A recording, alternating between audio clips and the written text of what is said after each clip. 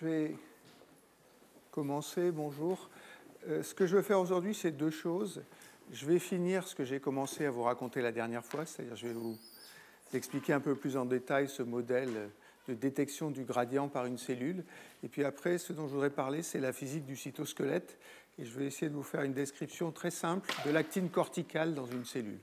Donc c'est un peu ça les deux objectifs aujourd'hui. Donc ce modèle, c'était un modèle d'une cellule qui était dans un gradient de concentration d'un chémoattractant. Et ce que je voulais discuter, c'est comment elle détectait le gradient. Je vous avais un peu écrit ça en termes de réaction chimique la dernière fois. Je vais le réécrire d'une autre façon. Avant ça, j'ai oublié de le dire la dernière fois, ce modèle a un joli acronyme qui s'appelle LEGI, Local Excitation Global Inhibition. Et il a été fait par Iglesias et De Vries en 2008.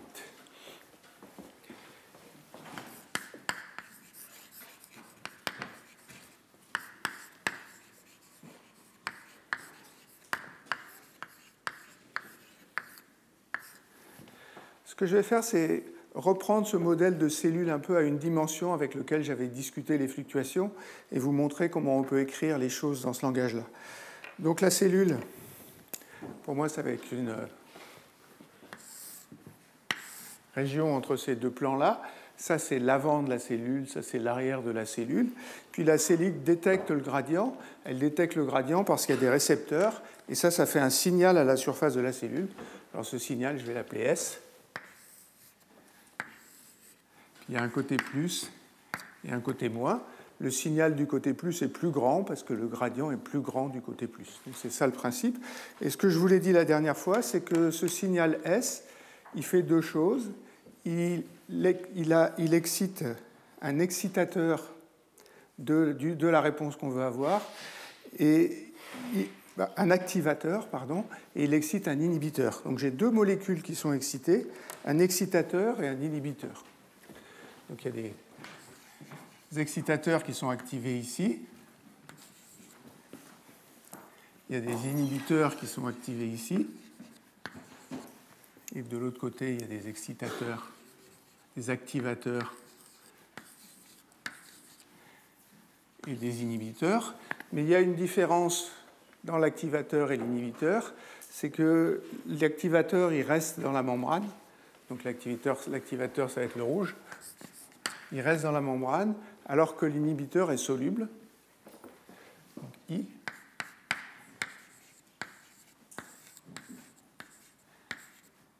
S'il est soluble, ça veut dire qu'il va diffuser d'un côté de la membrane à l'autre, et c'est lui, dans un langage un peu imagé, qui va faire que les deux bords de la cellule se parlent. Après, une fois que j'ai excité cet excitateur et cet inhibiteur, il y a une réponse des deux côtés, que je vais mettre en jaune ici. Il y a une réponse R du côté plus et une réponse R du côté moins. Donc pour discuter ça, le plus simple, c'est d'écrire des équations de cinétique chimique. Donc si j'écris l'équation pour l'activateur,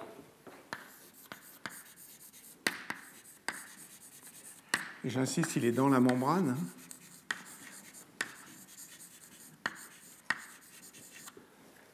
Donc la variation de la quantité en activateur. Alors, elle est due par l'activation par le signal S. Donc il y a un signal Ka fois S. Et puis il y a une décroissance de l'activateur. Donc moins K moins A fois A. Et ça se passe dans la membrane, donc sur mon dessin des deux côtés. L'inhibiteur, c'est un peu plus compliqué parce que donc, il est dans deux états.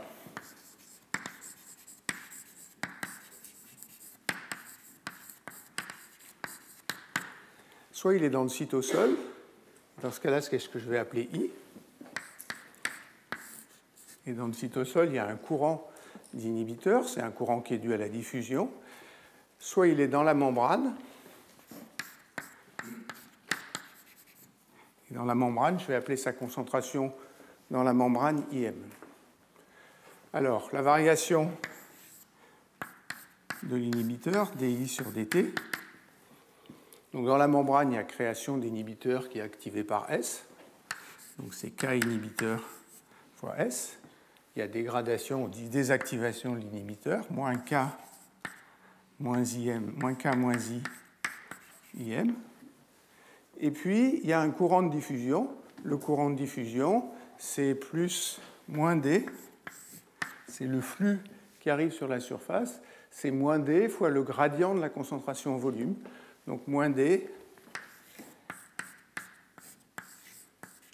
dI sur dx. J'insiste que ce qui compte, c'est le flux le long de la normale. Donc, si je me place du côté plus, c'est moins D, dI sur dx. Si je me place du côté moins, il y a un signe plus, que je vais mettre ici, parce que le courant, il part de là, il arrive là. Donc, le courant, il enlève l'inhibiteur de ce côté-là, il l'apporte de l'autre côté. Puis après, il faut écrire ce qui arrive à la réponse. Alors, la réponse, c'est dr sur dt. La réponse, elle est activée par l'activateur et elle est inhibée par un inhibiteur. Donc dr sur dt, c'est 1 moins R fois Kr fois l'activateur, moins K moins R fois I membrane fois R. Ça désactive la réponse, et ça active la réponse. Évidemment, il n'y a que ceux qui ne sont pas activés qui peuvent être déjà activés. Donc voilà le modèle. Il faut encore que je me donne une relation d'accrochage à la membrane, ou d'adsorption sur la membrane de l'inhibiteur. Je vais faire la chose la plus simple. Je vais supposer que la concentration juste au voisinage de la membrane dans la cellule, elle est proportionnelle à la concentration de la membrane. Il faut que j'écrive les choses dans le même ordre que dans mes notes. Je vais écrire que I dans la membrane, c'est alpha I en solution de ce côté-là et de ce côté-là. Donc voilà le modèle tel qu'il a été écrit. Après, il faut que je calcule le courant. Si je le fais à une dimension comme ça, le courant J, c'est moins D gradient I, et dI sur dx.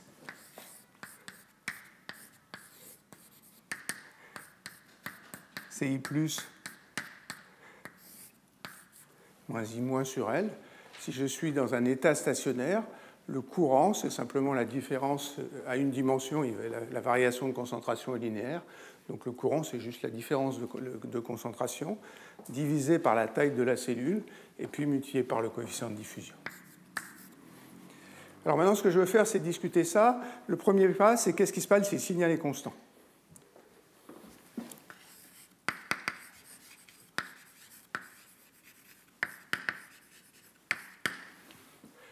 Alors, si le signal est constant, ça veut dire que la concentration dans la cellule est constante.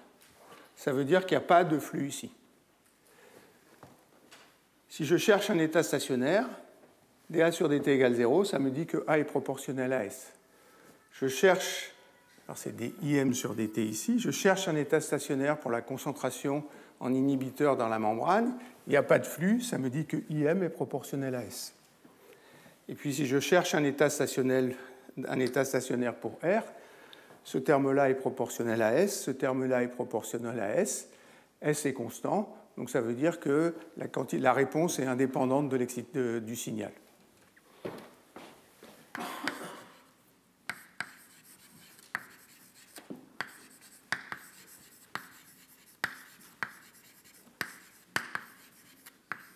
C'est bien une condition que je vous avais imposée la dernière fois. Il faut que c'est chémoattractant. La réponse dépend vraiment du gradient, donc de la différence de S entre les deux côtés de la cellule. Il ne faut pas qu'elle dépende de la valeur absolue du signal. C'est le cas ici, puisque en état stationnaire, S s'en va et on a une réponse qui est indépendante de S. Alors qu'est-ce qui se passe maintenant s'il y a une différence entre, je vais appeler S plus et S moins, donc dans un gradient.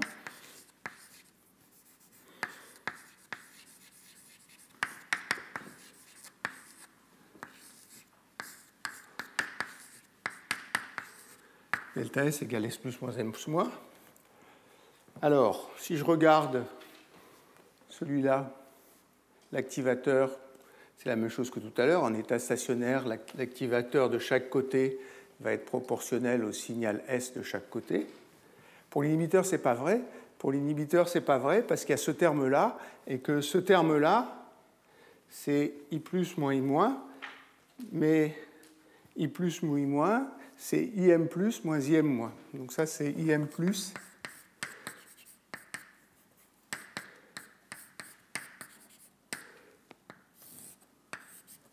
moins IM moins sur L.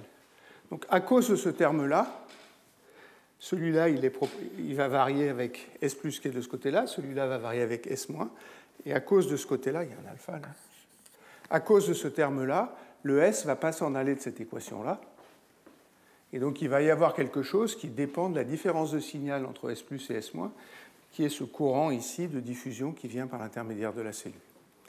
Alors je vous laisse, après la suite, c'est plus que de l'algèbre. Il suffit de chercher un état stationnaire, c'est-à-dire de supposer que ça c'est nul, que ça c'est nul et que ça c'est nul, et puis de calculer la réponse.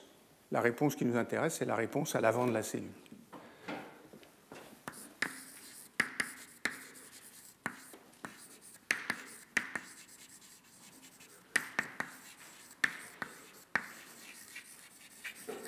Alors, ce qu'on trouve, c'est que la réponse R plus à l'avant de la cellule, c'est la réponse quand il n'y a pas de courant, donc ça c'est ce que j'ai appelé R0.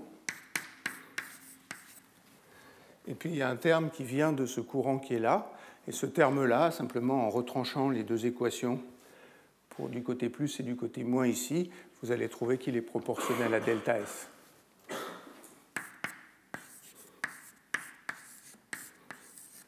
Alors je pourrais exprimer ce coefficient A ici en fonction de toutes les constantes que j'ai introduites ici. Ça n'a pas un grand intérêt pour nous ici, mais c'est quelque chose qui est fait. Donc si je connais les réactions chimiques, je connaîtrai la réponse à l'avant. Et vous voyez que la réponse à l'avant, c'est une constante qui ne compte pas.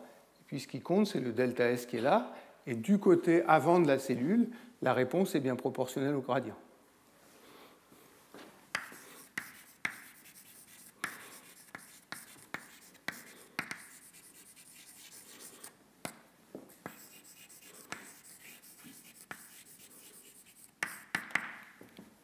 Si vous regardez ce qui se passe de l'autre côté, du côté moins de la cellule, R-, il va y avoir R0 quand il n'y a pas de gradient. Puis c'est assez facile de vous convaincre que c'est moins la même chose. Parce que s'il suffit que je renverse les deux côtés, que j'appelle l'avant l'arrière et l'arrière l'avant, ça me change delta S en moins delta S, et donc ça fait moins A delta S sur S. Donc ce que je suis en train de vous dire là, c'est que ce qui permet, dans un langage imagé, aux deux côtés de la cellule de se parler, c'est le fait que dans la cellule, il y a des concentrations différentes en inhibiteurs dans la cellule. Ça crée un gradient. Le gradient, il crée un flux, et le flux, il enlève l'inhibiteur de ce côté-là, il le transporte de l'autre côté. Et ce qui crée la réponse proportionnelle au gradient, c'est uniquement ce flux-là. Tout le reste, c'est des choses qui ne conduiraient que du côté plus à une réponse indépendante de S+, et du côté moins, une réponse indépendante de S-. Il n'y aurait pas d'effet du tout s'il n'y avait pas ce gradient. Alors, je peux vous montrer l'article original, si vous le voyez. Alors, évidemment, j'allais dire, si on est sérieux, il faut faire la chose dans une cellule qui a une forme qui n'est pas à deux plans parallèles comme ça. Donc, voilà le signal. La première chose, ça, c'est ce que je vous ai montré la dernière fois. Ça, c'est la cellule avant que les récepteurs qui donnent le signal soient activés. Tous les récepteurs sont activés. Et puis, il y a une concentration uniforme en inhibiteur et en activateur. Et puis, à temps long, il n'y a pas de réponse, ou la réponse est indépendante du signal externe. Il y a une réponse transitoire. Il y a une réponse transitoire parce que si je pars de rien d'activé ici et que j'active à t égale 0, en général, l'excitation va plus vite que l'inhibition. Donc il y a un pic qui est dû à l'excitation va plus vite, l'inhibition va moins vite, et il y a un pic dans la réponse, et le pic dans la réponse disparaît. Et si je regarde à un temps qui est plus long que le pic dans la réponse, il n'y a pas d'effet. Maintenant, si vous mettez un gradient, alors cette figure est un peu tordue, il m'a pris un certain temps, l'avant c'est là, l'arrière c'est là. C'est un peu contre-intuitif pour moi. Donc le signal est plus grand de ce côté-là, moins grand de ce côté-là. Donc de ce côté-là, on va exciter plus dans la membrane d'activateur et d'inhibiteur. De ce côté-là, on va en exciter moins. Et voilà, en fonction de la position, Donc l'avant, c'est ce point-là, il est ici. Puis après, on va vers l'arrière de la cellule des côtés. Donc l'arrière, on le retrouve 2 fois sur les côtés. Donc l'inhibition, elle est atténuée par le gradient. L'excitation, elle est plus grande du côté où le signal extérieur est plus grand. Ce que je vous ai dit, c'est que ce qui comptait, c'était le gradient d'inhibiteur à l'intérieur de la cellule. Et si vous regardez bien, il existe bien parce que l'inhibition, elle n'est pas constante. Il y a un maximum qui est ici, et le gradient, c'est la pente de cette courbe-là. Comme ils le font des 2 côtés, il y a un gradient comme ça et un gradient comme ça. Donc c'est ce gradient d'inhibition qui est associé au gradient de la cellule qui fait que la réponse de la cellule est proportionnelle au gradient de concentration initiale. Donc voilà le système qui donne le principe. Les gens ont essayé d'étudier ça, d'utiliser ce genre de modèle dans des cas concrets particuliers. L'article que je citais la dernière fois de Rappel et Levin utilise ça pour la formation de pseudopodes. Ça veut dire que la réponse, ce n'est pas une réponse chimique, hein, c'est une réponse sur l'actine. L'actine forme des pseudopodes, et l'actine forme des pseudopodes à l'avant de la cellule proportionnellement au gradient. C'est pour ces choses-là qu'ils l'ont expliqué. Je vais en rester là sur ce modèle-là. Il y a eu plein d'extensions ou de complications de ce modèle encore plus réalistes qui ont été faites. Je ne veux pas rentrer dans ces choses-là, je vais vous renvoyer sur l'article original. Mais ce que je veux que vous reteniez, c'est qu'il y a des méthodes relativement simples, et en général, elles passent par un gradient, pour que la cellule sente à la fois d'un côté l'avant et l'arrière de la cellule. Donc ce que je veux faire pour finir ce dernier cours, et dans toute la suite du cours, ce que je vais discuter, c'est comment la cellule crée son mouvement. Et ce que j'entends son mouvement, c'est le mouvement balistique où elle va à vitesse constante en ligne droite. Donc c'est ça que je vais faire dans toute la suite du cours. Ce que je veux faire là, c'est vous donner un peu les principes physiques qui doivent être respectés, quelle que soit la façon dont la cellule crée son mouvement. Donc j'ai appelé ça physique du mouvement cellulaire.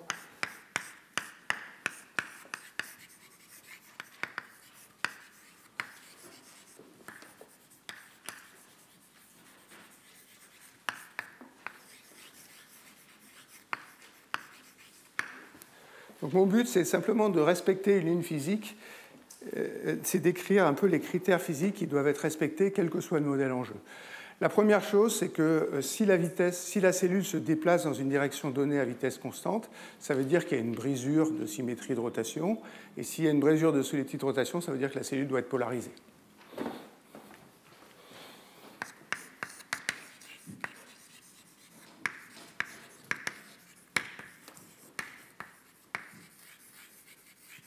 Si vous voulez, dans un langage un peu moins formel, il faut qu'il y ait une direction privilégiée dans laquelle la cellule va se déplacer. Et cette direction privilégiée, ça va être fixée par la direction de polarisation de la cellule. Alors, comment est-ce que la cellule est polarisée? Elle peut être polarisée par un mécanisme externe. Je vous montrerai à la fin du cours un mécanisme externe. Elle peut aussi être polarisée par une brisure de spontanée de symétrie, une transition où spontanément la cellule se polarise. Et puis la direction de polarisation de la cellule va fixer la direction du mouvement. Donc ça, c'est quelque chose, si la cellule n'est pas polarisée, elle ne va pas avoir un mouvement balistique, elle va diffuser.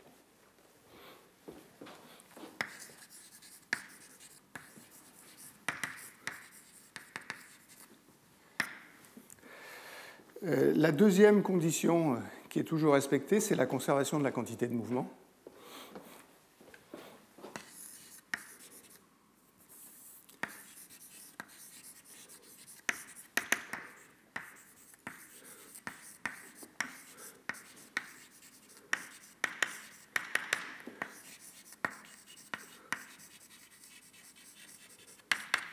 Ou l'impulsion, pour moi c'est un peu la même chose. Au moins dans ce cas-là. Si vous partez d'une cellule qui est immobile, quand elle bouge, elle a une quantité de mouvement. Donc ça veut dire qu'elle a transféré la quantité de mouvement à quelque chose.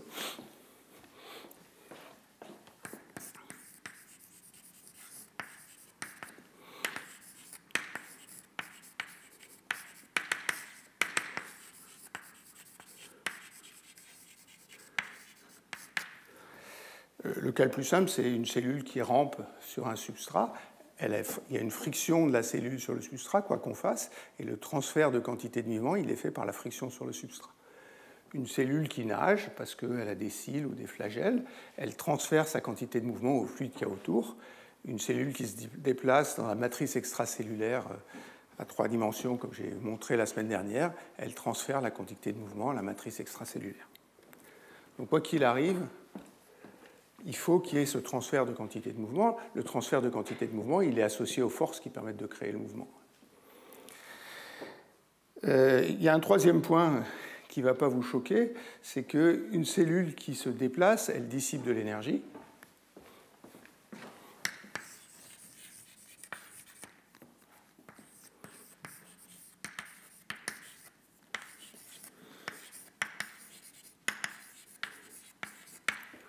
Une cellule sur un substrat solide, je viens de dire qu'elle avait une friction. La friction, ça dissipe de l'énergie. Une cellule qui nage, elle crée du mouvement du fluide dans le fluide visqueux autour d'elle. Et c'est la viscosité du fluide qui dissipe l'énergie que consomme la cellule. Si elle dissipe de l'énergie, il faut qu'il y ait un mécanisme qui produise de l'énergie. Donc il faut que la cellule ait un mécanisme interne qui permette de produire de l'énergie pour qu'elle puisse la dissiper.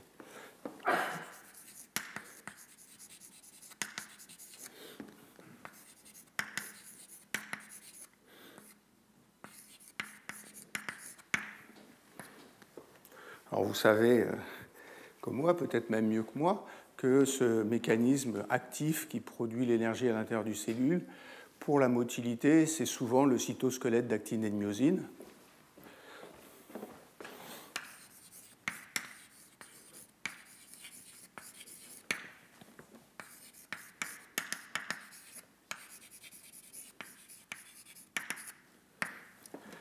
Alors pourquoi est-ce que ce cytosquelette produit de l'énergie mécanique? Les moteurs moléculaires, qui sont les myosines, consomment de l'énergie chimique et produisent de l'énergie mécanique. Ce n'est pas la seule consommation d'énergie. La polymérisation et la dépolymérisation de l'actine consomment aussi de l'énergie. Il y a assez peu de cas que je connais où ce n'est pas le cytosquelette d'actine et de myosine qui transforme l'énergie en énergie mécanique. Le cas que je connais, c'est le cas des spermes de nématodes, où le cytosquelette n'est pas fait d'actine et fait d'une protéine qui s'appelle Major Sperm Protein.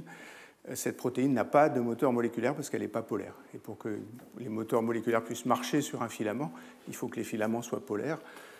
L'actine est polaire, donc tout se passe bien. Cette protéine MSP n'a pas de moteur moléculaire. C'est un peu anecdotique, mais ça existe. Le troisième point, c'est que les mouvements cellulaires sont très lents.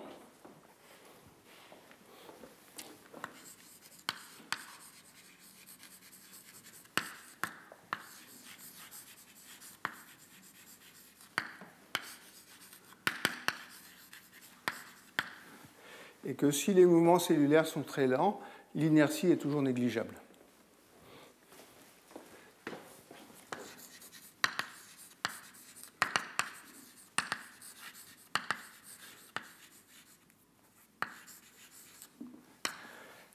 Ce que j'entends par là, la cellule doit respecter en tant qu'objet les lois de Newton, c'est que l'accélération est négligeable. Ça veut dire que la loi de Newton sur la cellule, c'est que la somme des forces est égale à 0. Qui plus est, quand vous écrivez la loi de Newton, il ne faut pas écrire la somme de toutes les forces égale à 0, il faut écrire que la somme des forces extérieures est égale à 0, parce que les forces intérieures doivent elles-mêmes s'annuler. Donc la somme des forces extérieures s'annule.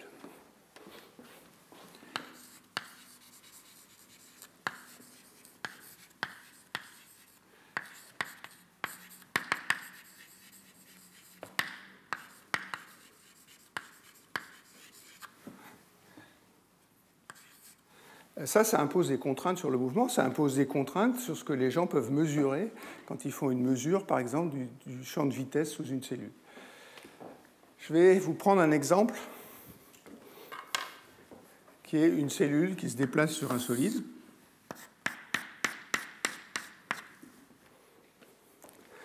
Donc voilà le solide. Voilà la cellule. Et puis en chaque point ici, il y a une vitesse de la cellule par rapport au substrat. Donc il y a une vitesse V de R.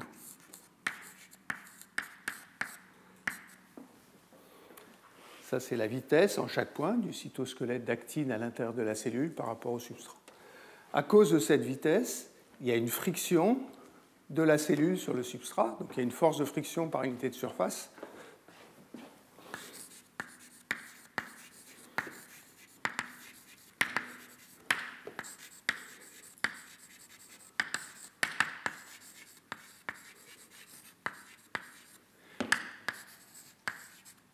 Qui s'oppose au mouvement et qui est moins un coefficient de friction fois la vitesse. Ça, c'est l'interaction entre la cellule et le substrat. En général, l'interaction de la surface libre de la cellule avec le fluide extérieur est complètement négligeable. Ça veut dire que la force de cisaillement induite dans le fluide extérieur va être complètement négligeable. Et donc la seule force extérieure qui agit sur la cellule, c'est cette force de friction. Maintenant, si vous croyez ce que j'ai écrit là, la somme des forces extérieures est égale à 0. Donc si je prends cette force de friction et que je la somme sur tous les points, je dois trouver 0.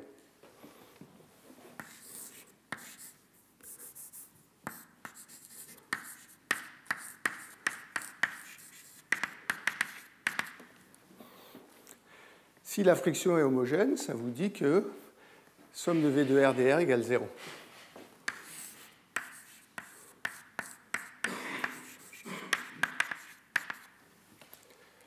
Ça veut dire par exemple que tous ces points-là ne peuvent pas se déplacer dans la même direction, parce qu'autrement, il resterait une intégrale de V de R. Si la cellule ne peut se déplacer que dans cette direction-là, il y a des points où la vitesse est positive, mais il y a forcément des points où la vitesse est négative, et l'intégrale des deux, la somme des vitesses positives moins la vitesse négative, doit s'annuler. C'est une contrainte assez forte, qui doit être vérifiée dans les expériences. Il y a pas mal de gens qui imposent cette contrainte pour améliorer la précision de leur expérience. Ils mesurent, ils intègrent le vecteur vitesse, ça fait 2 contraintes, il y a une contrainte dans chaque direction, et on doit trouver 0 pour l'intégrale de la vitesse dans chaque direction. Il y a plein d'autres exemples. J'assiste là-dessus parce que, contrairement à ce qu'on pourrait penser, il y a pas mal d'articles de biophysique où la somme des forces sur une cellule qui bouge n'est pas égale à 0. Ça veut dire que ces articles-là, le modèle qu'ils ont écrit ne tient pas la route. Après, je vais un peu revenir sur les milieux dans lesquels les cellules se déplacent.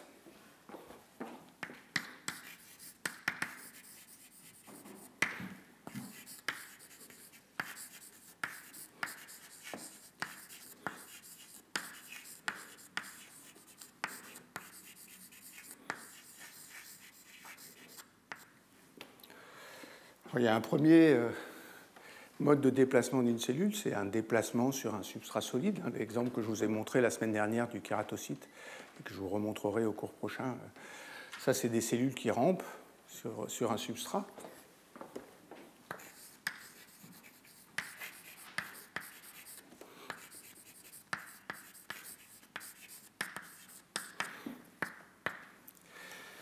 Il y a des cellules dont je parlais qui nagent.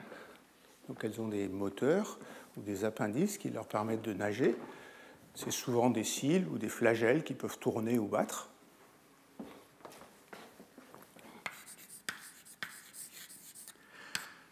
C'est-à-dire, ça, c'est les 2 cas simples. Après, il y a des cas plus compliqués d'une cellule qui se déplace à 3 dimensions dans la matrice extracellulaire. Ça, c'est une cellule qui se déplace dans un gel qui peut être élastique, viscoélastique. Et il y a un mécanisme par lequel elle arrive à se propager là-dedans. Pour moi, enfin au moins pour aujourd'hui, vous verrez après que ce n'est pas tout à fait pareil du tout, mais ça rentre plutôt dans cette catégorie-là. Le problème de la nage, c'est de calculer l'écoulement de fluide autour de l'objet qui se déplace. Je vais me concentrer dans la suite du cours sur les cellules qui se déplacent soit à 2 dimensions, soit à 3 dimensions.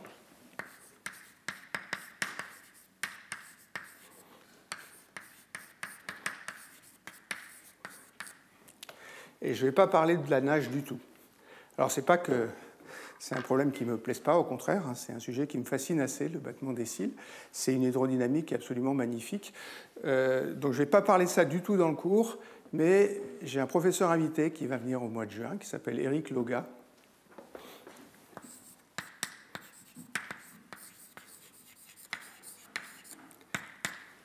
qui est professeur à Cambridge et qui est un spécialiste de la nage des objets biologiques. Il fera 4 cours sur le déplacement d'une cellule dans un fluide au mois de mai. Donc voilà à peu près ce que je voulais dire comme introduction. J'insiste sur le fait que j'ai dit que des choses un peu triviales aussi, mais quel que soit le modèle que je fais, il faudra que je garde ces choses-là en tête et que je respecte ces critères-là, quoi qu'il arrive. Donc voilà ce que je voulais dire dans mon premier cours. Ce que je veux faire maintenant, c'est commencer mon histoire de comment une cellule se déplace à vitesse constante, et je vais vous parler donc du cytosquelette, d'actine et de myosine d'une cellule. Donc il faut que je change mon... J'ai appelé ça de façon un peu pompeuse physique du cytosquelette. Vous allez voir que c'est la physique du cytosquelette infiniment simplifiée, mais c'est de ça que je veux parler.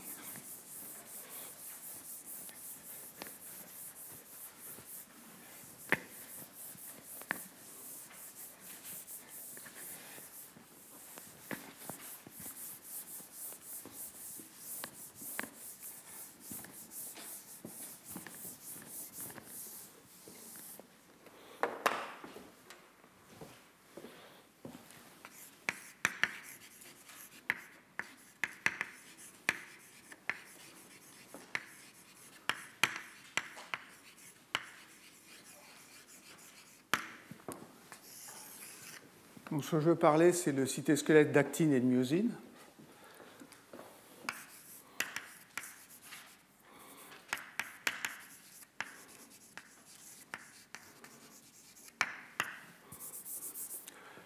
L'actine, c'est des filaments cellulaires que je pense tout le monde connaît, qui sont un peu les filaments qui font l'élasticité de la cellule, au moins si la déformation n'est pas trop forte. Ils forment un gel au milieu de la cellule, ça veut dire qu'au moins à temps suffisamment court, c'est un gel d'actine avec un module élastique fini. À temps long, ce gel va couler, donc c'est un gel viscoélastique.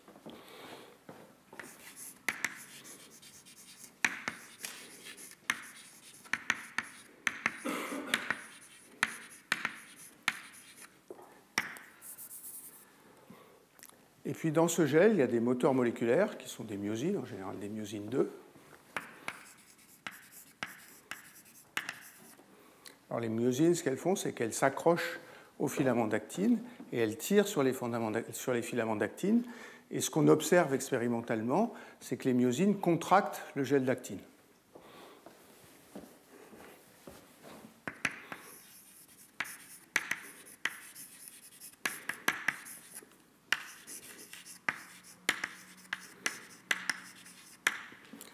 C'est ce que j'appelle un mécanisme actif. C'est un mécanisme actif parce que les myosines consomment de l'énergie.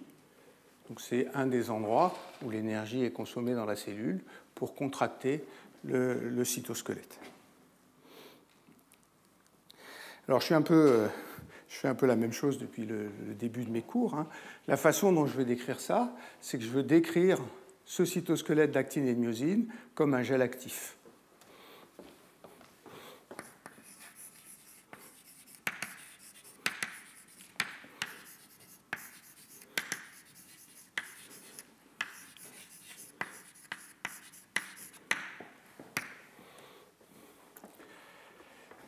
Alors j'ai décrit dans mon premier cours très en détail ce que j'appellerais la théorie des gels actifs. Je ne vais absolument pas rentrer dans les détails de la théorie ici. Je vais vous rappeler 2 résultats qui seront suffisants pour toute la suite du cours. Et il y en a même un seul qui suffira pour la suite du cours. Donc on n'a pas besoin de trop rentrer là-dedans. J'appelle ça théorie.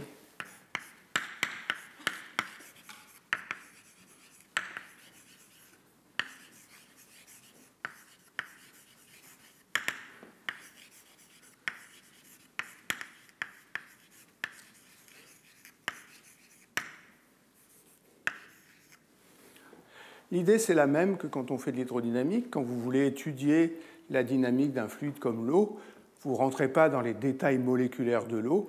La seule chose que vous avez besoin de connaître, c'est la viscosité. Donc l'idée, c'est de faire une théorie hydrodynamique pour le cytosquelette.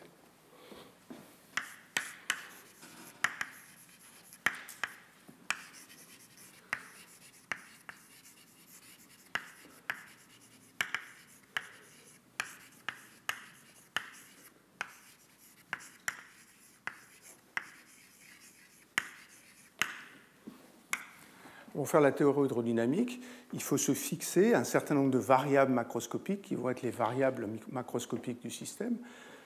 Pour le cytosquelette d'actine et de myosine, il y en a essentiellement 2 ou 3. La première, ça va être un champ de vitesse.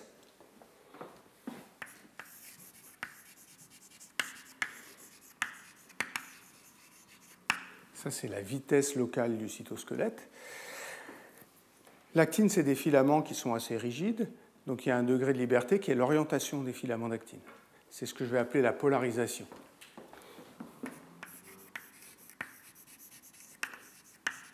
Ça, je vais l'appeler V de R. Donc en chaque point, je définis une vitesse, et puis en chaque point, je définis une orientation des filaments d'actine, que je vais appeler la polarisation, et que je vais appeler P, qui est définie à chaque point R. Maintenant, si je veux faire une théorie hydrodynamique, il faut que je me donne une loi suivant laquelle va varier la vitesse. Pour un fluide, il y a une contrainte, ça c'est la force locale, elle est proportionnelle au gradient de vitesse, et le coefficient de proportionnalité, c'est la viscosité. Donc il me faut une loi comme ça, que je vais appeler une loi constitutive.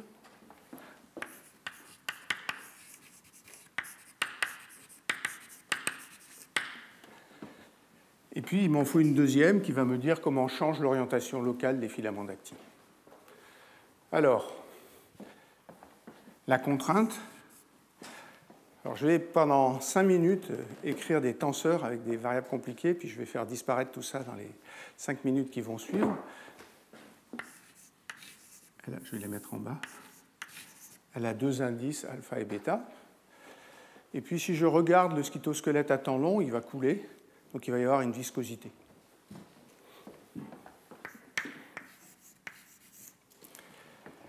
Ce qui doit être là, c'est le gradient du champ de vitesse, que je vais appeler V alpha bêta.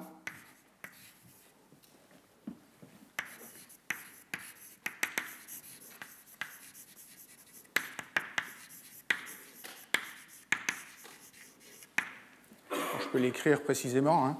V alpha bêta, c'est la dérivée par rapport à la coordonnée alpha de la composante bêta de la vitesse, plus l'inverse.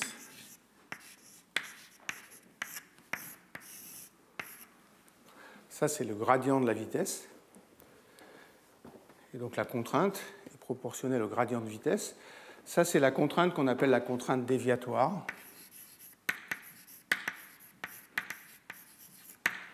Ça veut dire qu'elle exclut la pression que je vais rajouter après. Et puis, il y a un terme là-dedans qui doit décrire l'activité des moteurs. Ce que montre la théorie des gels actifs, c'est que cette activité des moteurs, on a mis un signe moins, ça c'est un peu historique, elle dépend de l'orientation locale de l'actine. L'orientation locale de l'actine, c'est un vecteur. Avec ce vecteur, on peut faire un tenseur.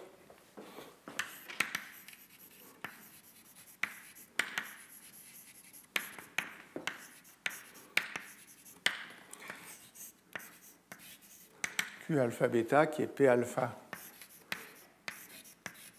P bêta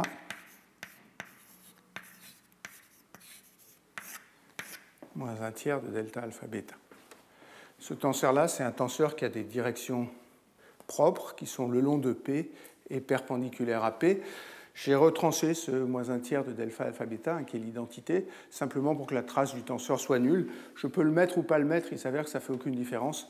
Et dans beaucoup de cas, je ne l'écrirai pas, ce moins un demi de moins un tiers de delta alpha bêta. Celui-là, on peut l'oublier. Ça ne change pas la physique, mais pour que la théorie soit plus symétrique, on a intérêt à l'écrire. Donc la contrainte active, elle est proportionnelle à ce Q alpha bêta. Puis il y a un facteur que j'ai appelé zeta delta mu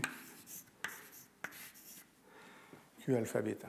Ce que je suis en train de vous dire là, c'est que dans ce gel-là, tout l'effet des moteurs moléculaires, et ça c'est impliqué par des arguments qui sont uniquement des arguments de symétrie, il peut être résumé par un tenseur qui déforme le gel d'actine. Ça c'est un tenseur qui déforme le gel d'actine.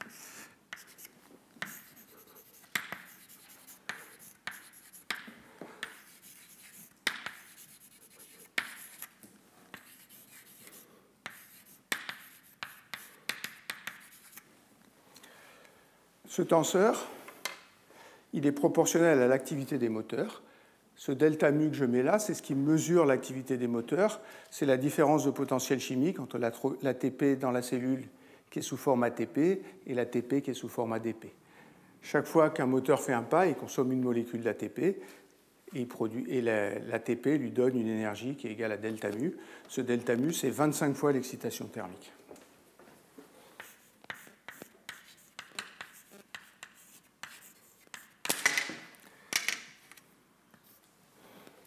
Maintenant, ce qui est intéressant, c'est qu'est-ce que font les moteurs. J'ai dit qu'ils contractaient le gel. C'est un petit peu plus subtil parce qu'il y a des directions. Ce que font les moteurs, c'est qu'ils contractent le gel dans la direction de P et ils le dilatent dans la direction perpendiculaire.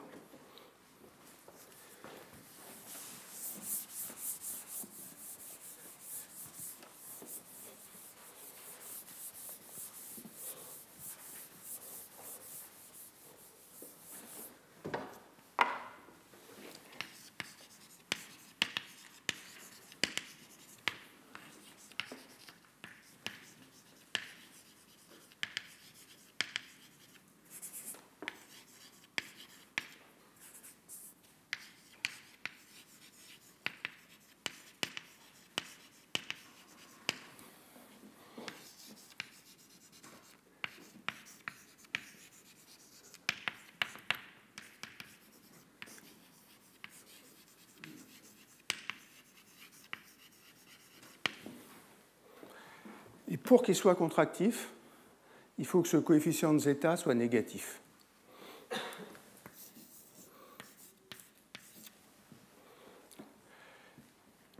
Ici, je vais mettre des points.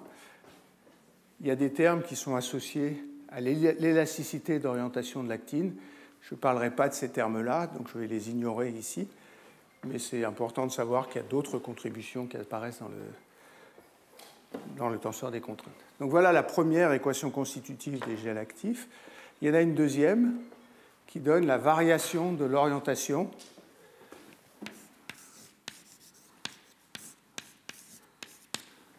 dP sur dt de l'orientation de l'actine dans un gel. Là, il y a deux termes.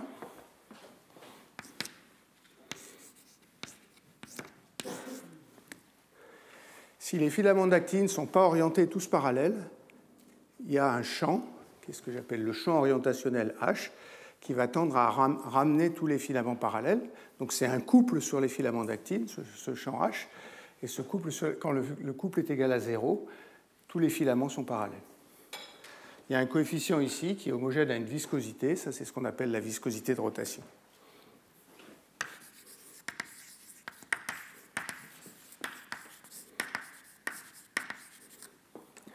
Puis il y a un deuxième terme que je vais écrire parce qu'il est intéressant, mais que non plus je n'utiliserai pas. Donc c'est moins. Alors je vais écrire dp alpha sur dt égale h alpha. Ça c'est pour chaque composante, la dérivée par rapport au temps. Et puis il y a un terme qui dit que quand il y a un gradient de vitesse, le gradient de vitesse exerce un couple sur le directeur et fait tourner l'orientation des filaments d'actine. Donc il y a un coefficient moins nu, V alpha bêta, qui est le gradient de vitesse, fois P bêta. Donc si vous cisaillez, vous créez un gradient de vitesse et ça fait tourner les filaments d'actine, ce qui est assez intuitif. Si vous les mettez verticaux comme ça et que vous cisaillez, ils vont avoir tendance à prendre un angle fini. Cet angle fini ne dépend que du coefficient nu qui est là. Ce que je vais faire dans toute la suite du cours, donc ça c'est résumé en 10 minutes, ma théorie de l'hydrodynamique des gels actifs. Ce que je vais faire dans toute la suite du cours, parce que pour ceux que je vais raconter c'est suffisant, c'est que je vais supposer que l'orientation des filaments d'actine est fixée. Donc pour chacun des problèmes que j'étudierai, je vous dirai dans quelle orientation les filaments d'actine sont. Ça veut dire que je n'aurai plus besoin de cette équation-là. En gros, parce que j'aurai choisi le bon champ ici, qui fait qu'ils sont orientés dans la bonne direction. Les termes que je n'ai pas écrits ici, ils sont nuls aussi, et il ne me reste plus que ça. Donc finalement, l'équation des gels actifs, ça se résume à une viscosité, qui est ce que j'ai appelé état ici, plus une contrainte active, qui est la contrainte exercée par les moteurs moléculaires sur l'actine. Et c'est tout. Alors je disais que ce n'est pas la contrainte totale, hein, donc la contrainte totale,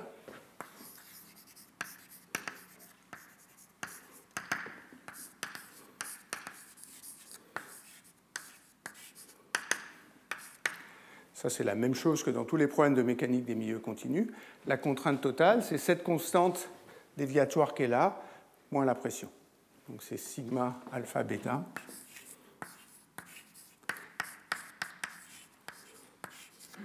Moins P delta alpha bêta.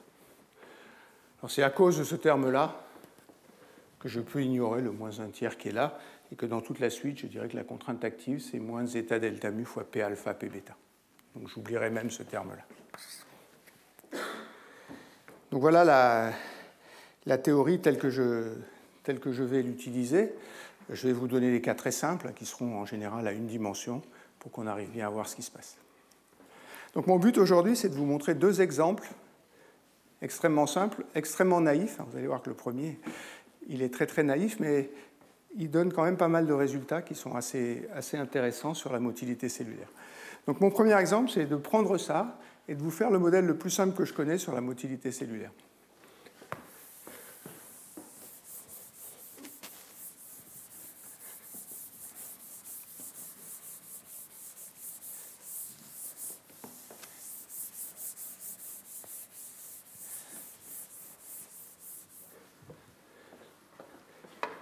J'ai appelé ça un modèle très naïf de motilité cellulaire.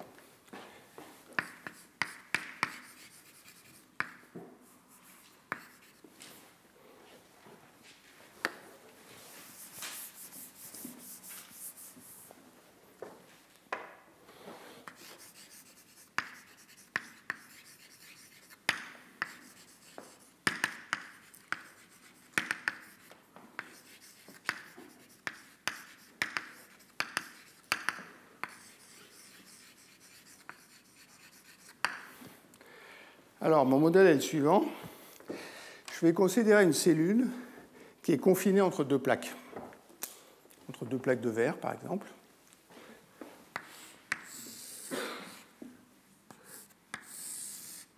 Donc, il y a une épaisseur H ici, qui est petite. Et je vais supposer que la cellule est uniforme entre ces deux plaques de verre. Donc, elle a un avant et un arrière. Pour fixer les idées, je vais supposer qu'elle se déplace dans cette direction-là. Autre chose très très naïve, je vais supposer que les filaments d'actine sont parallèles au mouvement. Je vais supposer que les filaments d'actine sont comme ça.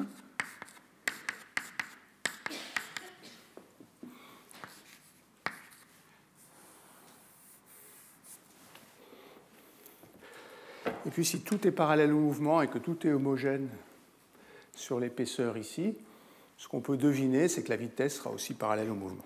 Donc la vitesse va être comme ça.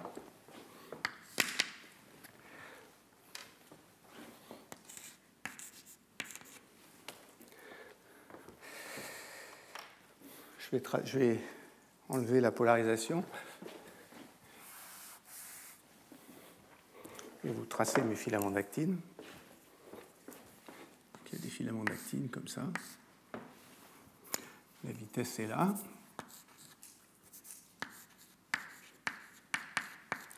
Et puis les filaments d'actine, ils sont connectés par des moteurs moléculaires myosine qui créent la contrainte active dont je viens de parler.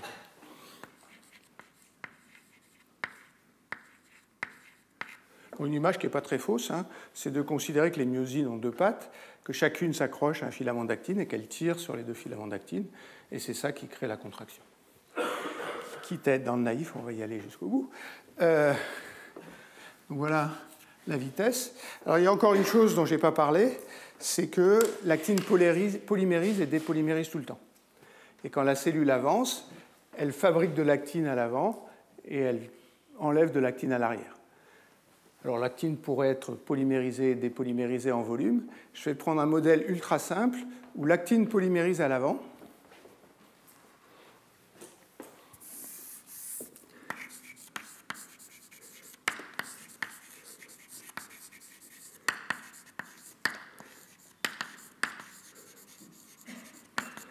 Avec une vitesse de polymérisation que j'appelle Vp.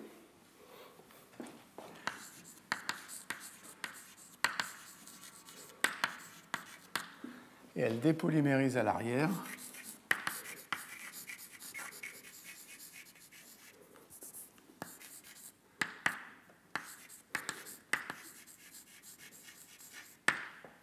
À une vitesse que j'appelle Vd.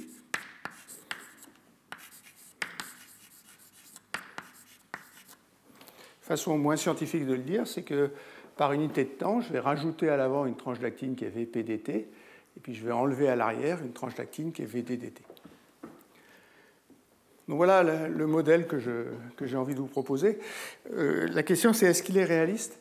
J'ai entendu une fois un séminaire de Joseph Kess, qui est professeur à Leipzig, qui essayait de faire ça. Donc il confinait un gel d'actine, qui l'enfermait dans une région, qui essayait de le faire bouger.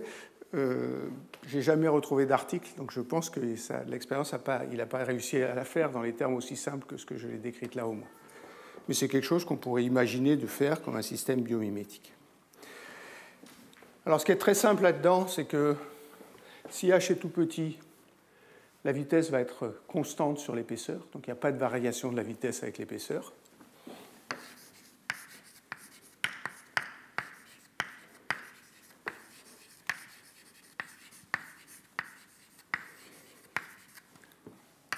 Donc j'ai une vitesse Vx de x, indépendamment du point où je me place. L'épaisseur est constante, donc il n'y a pas de composante z de la vitesse. Et ce que je veux, c'est écrire l'équilibre local des forces. Alors ce que je sais, c'est ma loi des gels actifs. 2 zeta V alpha bêta. Donc c'est Vxx. Vxx, c'est 2 zeta dV sur dx.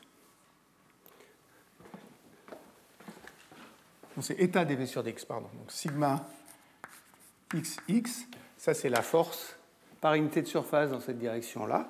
C'est 2 zeta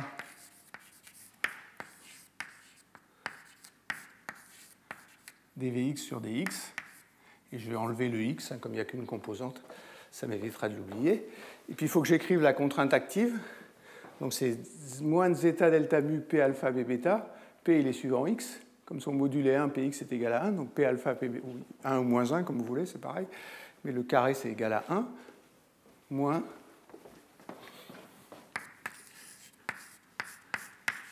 zeta delta mu.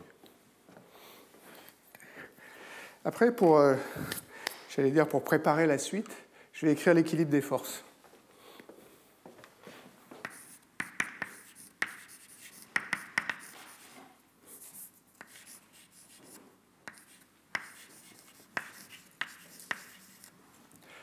Alors, comment est-ce que je fais pour écrire l'équilibre des forces? Je prends une petite tranche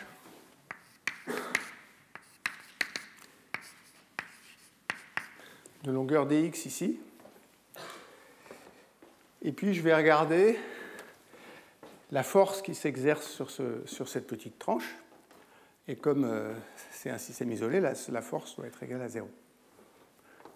Alors, la force qui s'exerce sur cette petite tranche, il y a la contrainte sigma xx qui le tire dans cette direction-là, et la contrainte de l'autre côté, la contrainte sigma xx qui le tire là-bas.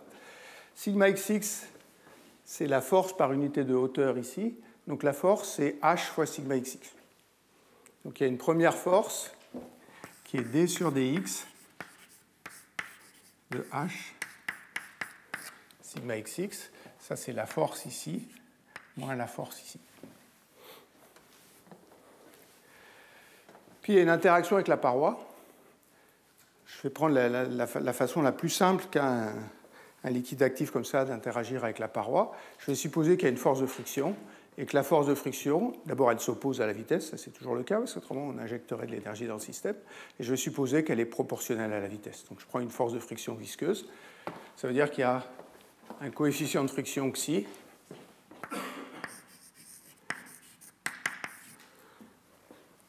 donc voilà l'équilibre des forces sur une petite tranche ici d'épaisseur dx. Après, il faut que je reporte là-dedans. H est constant, donc je peux sortir H. Zeta delta mu est constant, donc il ne va pas contribuer. Donc la seule chose qui reste, c'est 2 zeta d2v sur dx2 fois H. moins xi v égale 0. Si vous divisez ça par xi, d2v sur dx2, si vous divisez ça par xi, comme ce terme-là doit être homogène à une vitesse, le préfacteur ici, c'est le carré d'une longueur. Donc il y a une longueur lambda, telle que lambda 2, c'est 2 états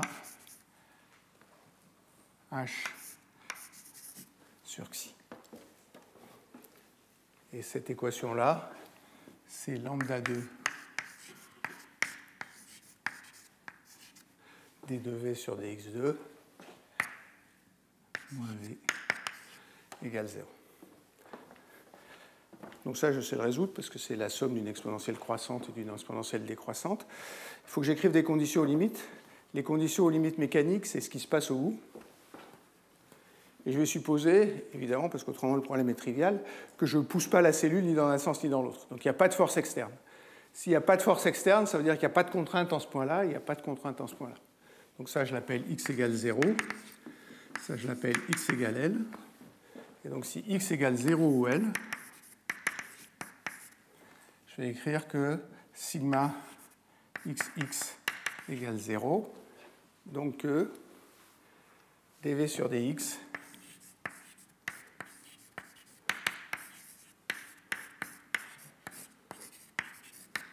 sur 2 états. Là, j'ai une équation du deuxième degré, j'ai deux conditions aux limites. Donc maintenant, je sais tout faire, donc je vais vous épargner des mathématiques pas très intéressantes et je vais vous écrire le champ de vitesse. Donc la vitesse, v, c'est zeta delta nu lambda sur 2 états, donc où lambda est cette longueur-là, fois le sinus hyperbolique de x moins lambda sur 2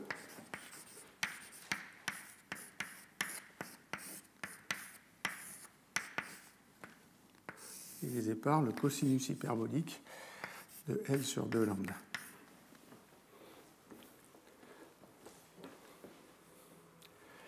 Si je fais x égale L sur 2, la contrainte est nulle. Si je fais x égale moins L sur 2, la contrainte est nulle. Alors comment est-ce que je vois ça? Je vais écrire la contrainte aussi. Donc je reporte ça maintenant dans l'équation de la contrainte.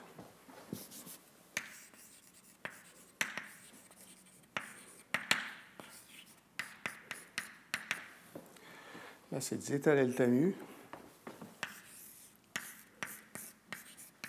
facteur 2. Alors cette fois, c'est le cosinus hyperbolique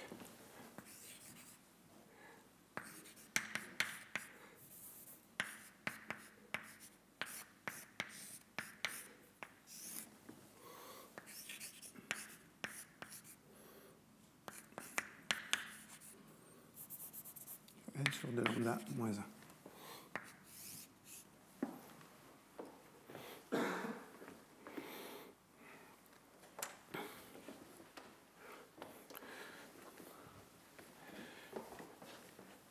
Alors ça ne vous parle probablement pas, en tout cas moi ça ne me parle pas beaucoup, ces fonctions trigonométriques. Donc ce que j'ai fait, c'est que j'ai tracé le... Je vais vous montrer le tracé de ces deux courbes-là.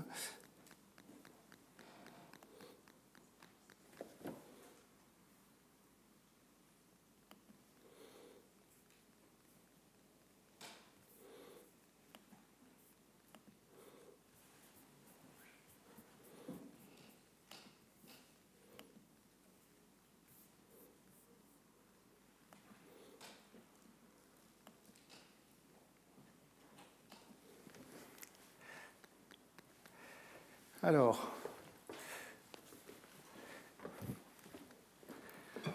ce que vous avez en bleu, c'est la vitesse. Au milieu de la cellule, la vitesse s'annule, parce que si vous vous placez au milieu de la cellule, x est égal à L sur 2, et donc le sinus hyperbolique est nul. Donc la vitesse est nulle au milieu de la cellule. Elle est positive à l'arrière et négative à l'avant. Donc ça veut dire que la cellule avance vers la droite, et que la cellule avançant vers la droite, la vitesse de l'actine est négative par rapport au substrat. Ça, c'est ce qu'on appelle un écoulement rétrograde.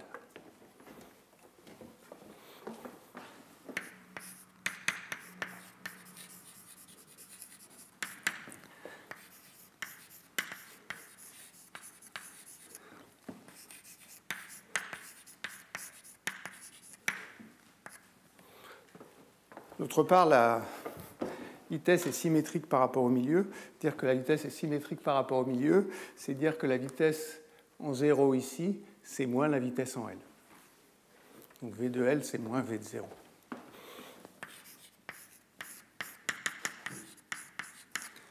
Donc l'écoulement est rétrograde à l'avant.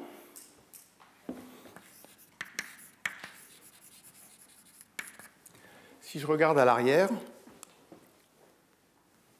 la vitesse est positive. Donc à l'arrière, l'actine va dans la direction de la vitesse. Ça, les gens l'appellent un écoulement antérograde.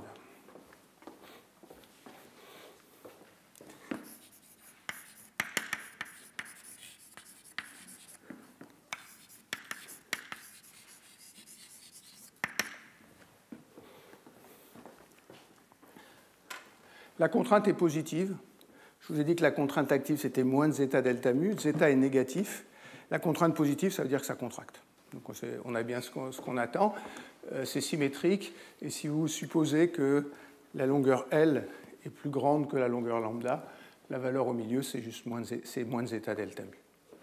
Alors ici, j'ai pris L égale 5 lambda pour faire cette chose-là. Donc on a déjà atteint le régime où la valeur au milieu, c'est très plat au milieu, et la valeur au milieu, c'est moins de zeta delta. Comme la vitesse est à peu près nulle, il n'y a pas de dérivée au milieu, la seule contrainte qu'il y a au milieu, c'est la contrainte active, ce qui est bien ce qu'on retrouve là. Donc voilà pour la vitesse de l'actine. Ce n'est pas tout à fait la fin de l'histoire, parce que je ne vous ai pas dit à quelle vitesse avançait la cellule.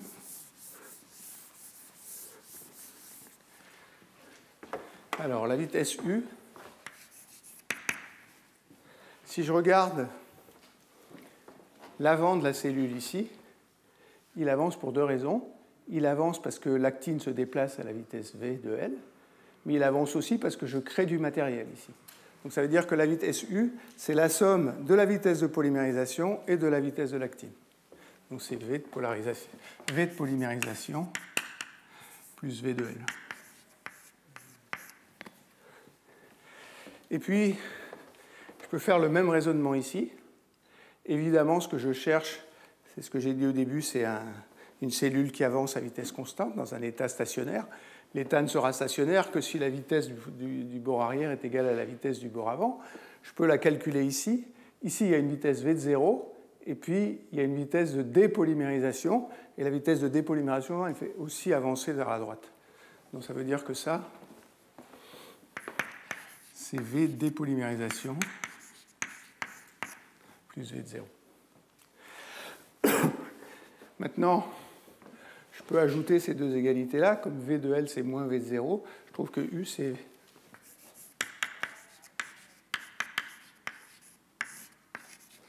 Vp plus Vd sur 2. Donc dans ce modèle super naïf, la vitesse d'avancée de la cellule, c'est la moitié de la somme de la vitesse de polymérisation et de la vitesse de dépolymérisation, ou si vous voulez, c'est la moyenne arithmétique de la vitesse de polymérisation et de la vitesse de dépolymérisation. Ce n'est pas vrai de façon stricte avec des modèles plus réalistes ou sur des cellules réelles, mais ça nous dit quand même que les paramètres qui jouent un rôle essentiel pour fixer la vitesse d'une cellule, c'est la polymérisation et la dépolymérisation.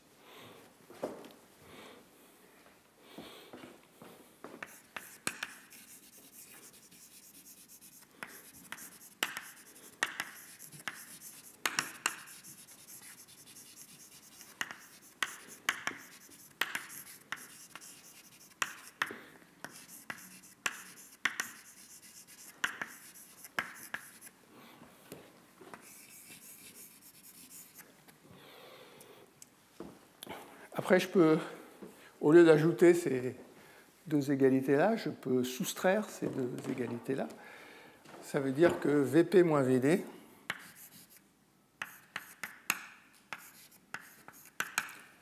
est égal à V de L moins V de 0, mais V de L, c'est moins V de 0. C'est moins 2 V de 0. Et V de 0, je le connais d'ici. Il y a un moins SHL sur 2 sur lambda fois zeta delta mu.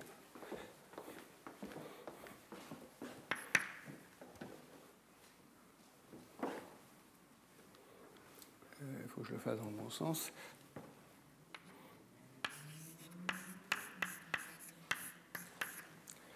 Alors, ce que je m'aperçois en faisant ça, c'est que j'ai oublié un signe moins ici. Parce que la vitesse doit être positive. Non, elle est positive à l'arrière et négative à l'avant, c'est juste. D'accord. V2D, ça fait V2P, ça fait 0, pardon. Ça fait moins zeta delta mu sur lambda, tangente hyperbolique. Chose comme ça.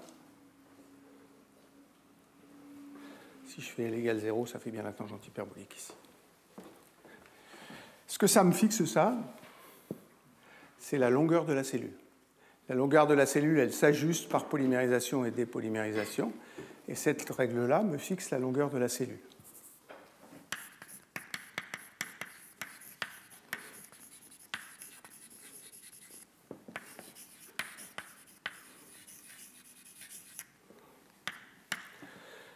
Zeta delta mu est négatif, il y a un signe moins, donc ça c'est positif. Pour que j'ai une longueur positive, il faut que Vp soit plus grand que Vd. Donc la règle dans ce modèle-là, c'est qu'il faut qu'on polymérise plus vite que ce qu'on dépolymérise.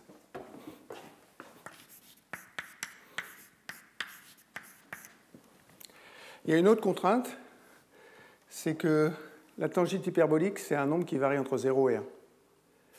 Donc Vp ne peut pas être trop grand par rapport à Vd, parce qu'autrement j'aurais une tangente hyperbolique qui est plus grande que 1, et ça me ferait une longueur qui devient infinie quand c'est égal à 1. Donc il faut que Vp moins Vd soit inférieur ou égal, donc ça doit être plus grand que 0, et ça doit être inférieur ou égal à moins zeta delta mu. J'ai pas écrit ce qu'il fallait là, si. Non, c'est zeta delta mu lambda sur 2 eta.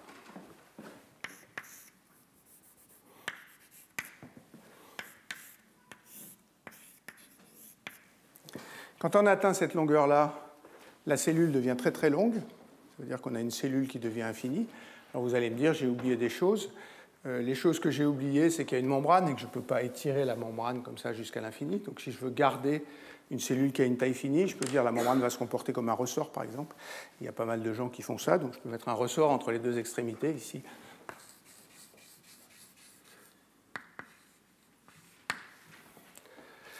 S'il y a un ressort, ça met la cellule sous tension. Ça veut dire que la polymérisation de l'actine et la dépolymérisation de l'actine se font sous présence d'une force. Donc il y a une régulation aussi de la polymérisation de l'actine.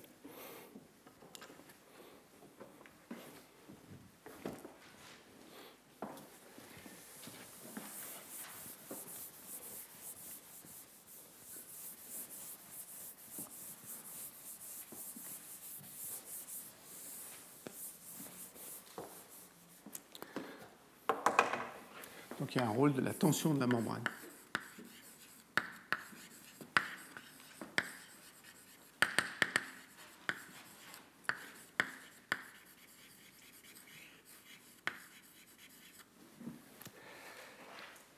Alors, je vous ai un peu roulé au passage. Je vous ai un peu roulé parce que j'ai écrit que la contrainte, c'était zeta delta mu, eta dv sur dx moins zeta delta mu, et j'ai oublié la pression. Ici, normalement, la contrainte totale, ce que je vous ai dit tout à l'heure, c'est qu'il y a un moins P delta alpha bêta, et j'ai oublié la pression. Alors, je l'ai fait exprès, hein, je vous rassure. Ce que ça veut dire, c'est que j'ai supposé, ce que je ne ferai plus jamais, que l'actine était infiniment compressible.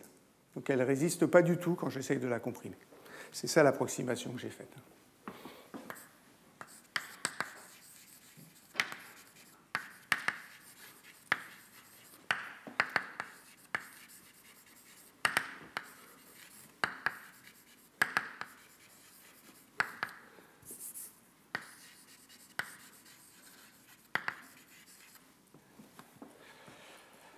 Je vais garder cette approximation qui n'est pas vraie du tout. Si vous prenez un gel d'actine, les gens ont fait cette mesure-là, c'est à peu près incompressible un gel d'actine. Les gens ont mesuré le module de Poisson, ils trouvent 0,45, incompressible c'est 1,5. Donc la bonne approximation, c'est l'approximation inverse, où l'actine est infiniment compressible. Mais ça va me permettre de vous montrer un autre effet qui lui est vrai pendant l'étalement des cellules. Donc je vais supposer que ça reste vrai, que que l'actine est infiniment compressible. Puis je vais regarder la conservation de la matière, donc la conservation de l'actine.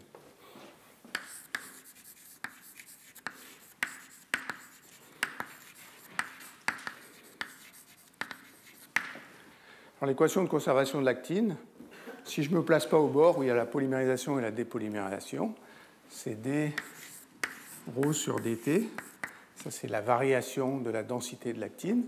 Il y a un flux, plus d sur dx de ρv est égal à 0.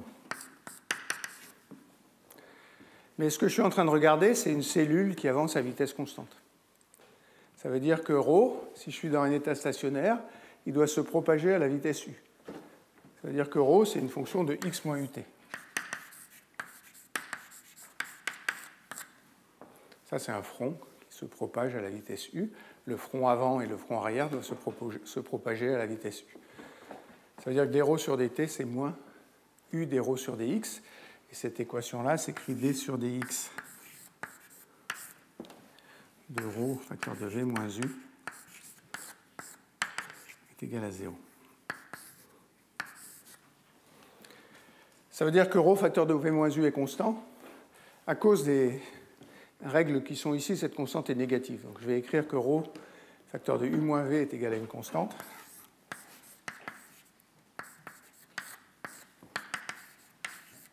Et ρ, c'est une constante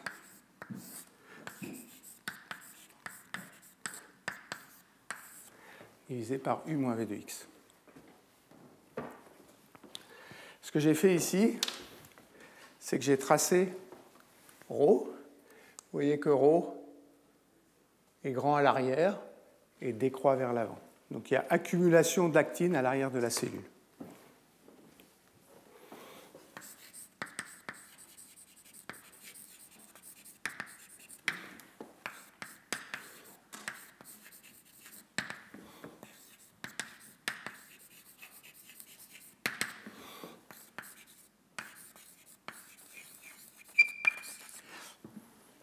Ça, c'est souvent vrai. Alors, j'ai pris une approximation extrême, ça veut dire que à cause du fait que j'ai supposé que l'actine était totalement compressible, évidemment, j'ai augmenté cet effet que l'actine s'accumule à l'arrière de la cellule. Mais ça, c'est un effet qui est vrai et qui existe. Ça vous montre un peu l'effet de la contrainte active et des moteurs moléculaires dans la motilité d'une cellule. En particulier, ce que fixent les moteurs moléculaires, c'est la vitesse de l'actine, mais au moins dans ce modèle-là, ils n'influencent pas du tout la vitesse elle-même de la cellule. Donc il y a un peu une séparation des propriétés. La contractilité du cytosquelette, ça fixe l'écoulement d'actine, et puis la polymérisation et la dépolymérisation fixent la vitesse de la cellule. Donc voilà mon modèle très très naïf. Je vais m'arrêter là pour ce modèle naïf. Je vais vous montrer une autre chose qui est aussi très très simplifiée. Je vais vous parler de l'actine corticale.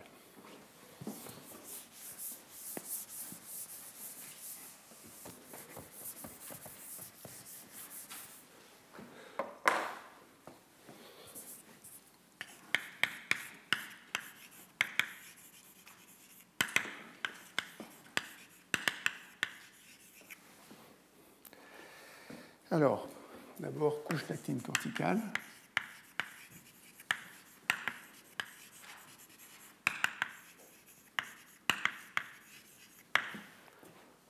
Je vais faire ça en vous montrant des images. La couche d'actine corticale, c'est une couche d'actine et de myosine, donc un gel d'actomyosine encore, qui est situé juste sous la membrane de la cellule. Vous avez deux images ici. Cette image, c'est une image de microscopie optique qui est faite par Guillaume Charras. Ce qui est marqué en rouge, c'est la membrane de la cellule. Et ce qui est marqué en vert, c'est cette couche d'actine corticale. Ce qui est marqué en vert, c'est les myosines, pas l'actine, c'est dans cette image. Vous voyez que la couche de myosine est collée à la couche d'actine, mais qu'elle peut se détacher, et ça forme ce qu'on appelle un bleb ici. L'épaisseur de la couche est quelque chose comme 300 nanomètres, donc c'est un peu inférieur au micron. L'actine polymérise et dépolymérise, et les temps de polymérisation et de dépolymérisation, c'est-à-dire le temps de renouvellement complet de la couche, c'est 30 secondes à peu près, peut-être un peu moins. Il y a une image que je trouve encore plus spectaculaire ici, qui est due à M. Bedalia, qui est faite par tomographie en microscopie électronique. Ça, c'est la technique de M. Baumeister. Vous avez la membrane plasmique ici. En rouge, vous avez les filaments d'actine. En vert, vous avez les myosines. Les filaments d'actine, ils ont un bout plus et un bout moins. Le bout plus est sur la surface, donc ça polymérise à la surface. Ça dépolymérise un peu partout. Et puis les myosines sont réparties à peu près uniformément ici. Donc voilà un peu l'image ultra simplifiée que je vais vous donner de la couche corticale.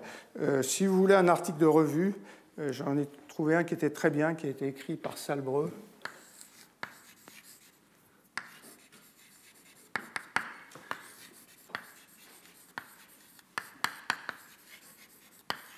Charras et Paluche, Trends in Cell Biology 2012.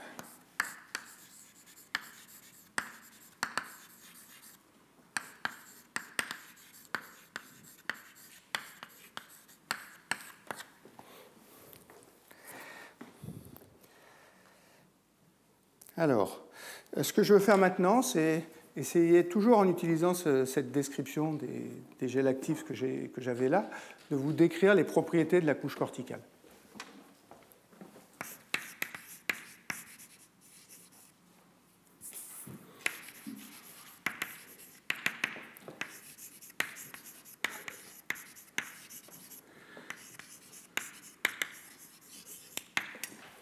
Donc, je vais faire un dessin chez la membrane cellulaire qui est là.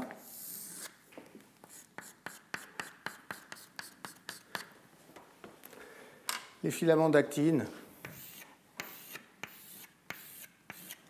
ils sont en gros parallèles à la couche corticale.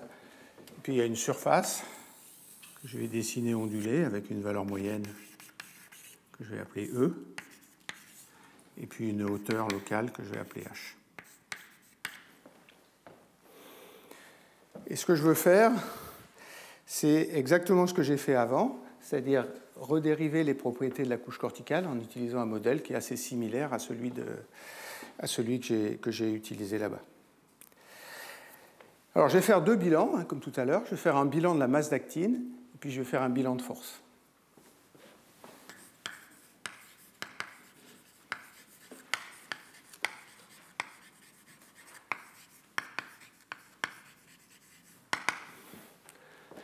Alors le bilan de la masse d'actine locale, c'est dρ sur dt.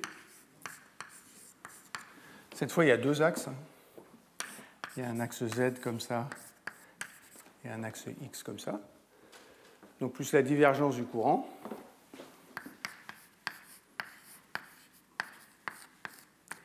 Alors si c'est conservé, c'est égal à 0. Ceci dit, l'actine dépolymérise et le taux de dépolymérisation d'actine est proportionnel en gros à la densité. Donc il va y avoir un taux de dépolymérisation moins kd fois ρ, ça c'est la dépolymérisation.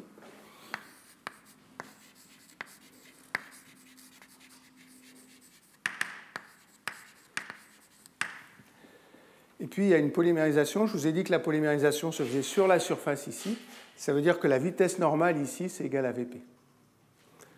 Alors une façon mathématique de le rajouter, c'est d'écrire ici plus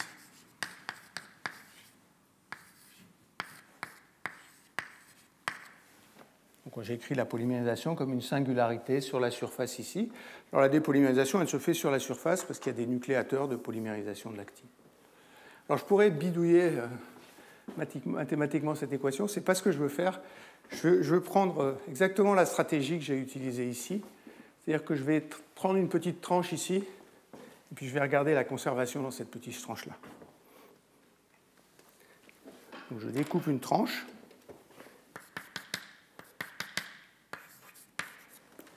Je vais redessiner ma tranche ici.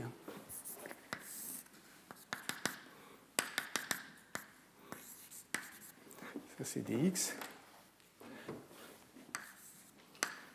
Ça c'est h.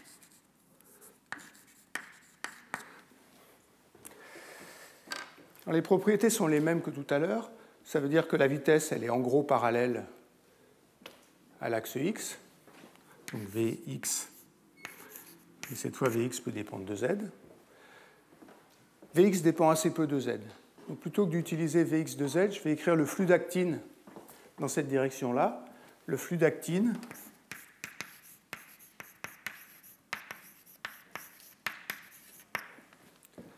c'est somme de ρ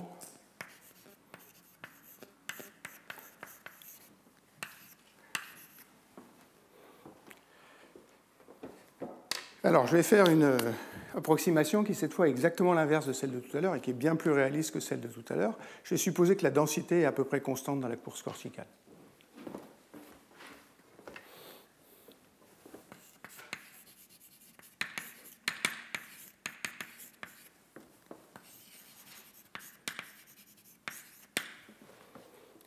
Ça veut dire que je peux sortir du flux ce facteur ρ, et maintenant je vais définir les flux en divisant par ρ ici.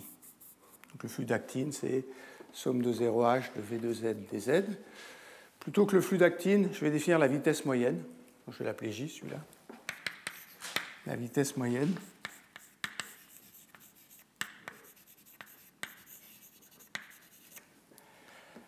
C'est Vx moyen, c'est 1 sur H,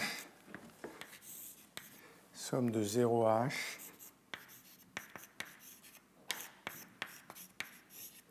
Vx de Z dz.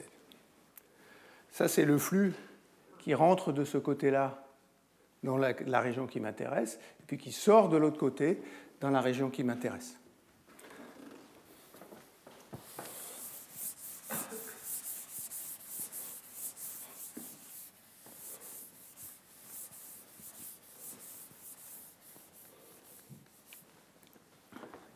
Alors, si je fais le bilan de masse, je vais écrire dH sur dt. Ça, c'est ce qui rentre moins ce qui sort.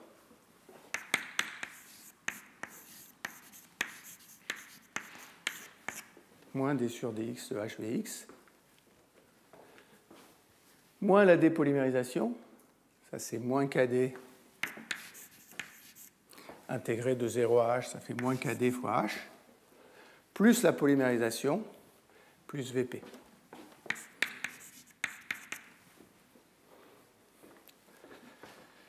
Si la vitesse est petite, ce qui va être le cas dans ce que je vais dire après, je peux sortir le h de la dérivée ici. La correction que ça apportera, c'est juste une correction du deuxième ordre que je peux négliger. Donc au lieu d'écrire moins d sur dx de hvx, je vais écrire moins h dvx bar sur dx moins kdh plus vp. Donc ça, c'est la conservation de l'actine qui est à densité constante dans cette petite région qui est là. Ensuite, je vais faire un bilan de force.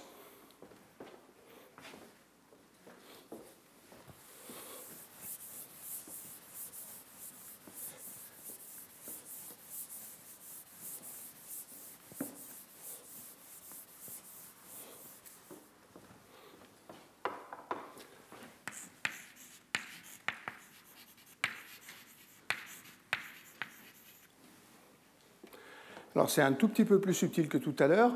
Je veux faire un bilan des forces parallèles à l'axe X.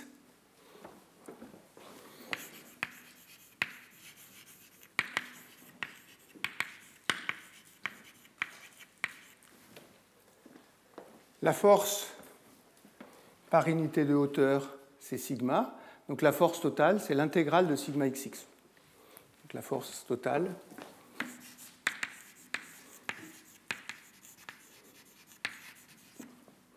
c'est somme de 0 à h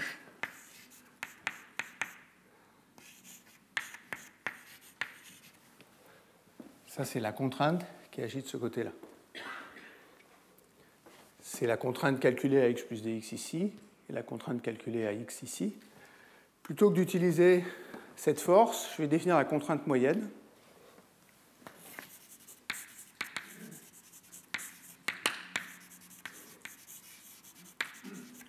Je vais appeler sigma bar xx.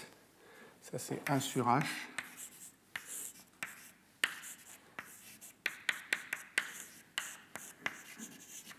Sigma xx de z dz. Maintenant, si je regarde l'équilibre des forces sur cette petite tranche-là, c'est comme tout à l'heure, hein, c'est la différence de la force ici et la force ici. Donc ça, c'est d sur dx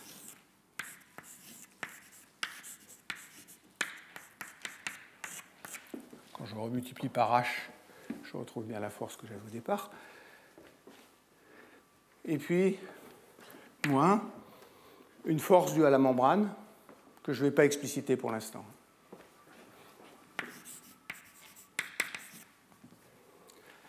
Dans des cas simples, ça serait une force de friction de l'actine sur la membrane, par exemple. Donc voilà l'équilibre des forces. Maintenant, il faut que j'écrive l'équation constitutive des gels actifs. Je vais la moyenner. Ça veut dire que je vais écrire que sigma bar, je vais écrire que sigma xx, c'est 2 zeta sur dx, moins zeta delta mu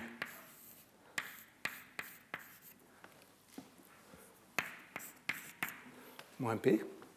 Et cette fois, il faut que je mette la pression, parce que je vous ai dit que l'actine était incompressible. Donc si l'actine est incompressible, il faut que je mette la pression. Donc, il faut que je calcule la pression.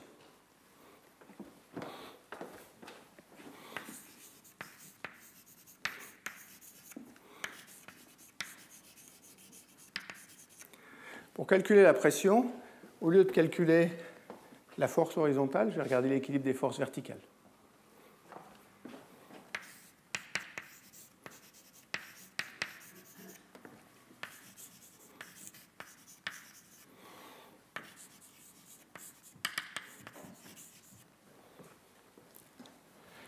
Alors, l'équilibre des forces verticales, ça me dit que d sur dz de sigma zz égale 0, donc sigma zz est constant.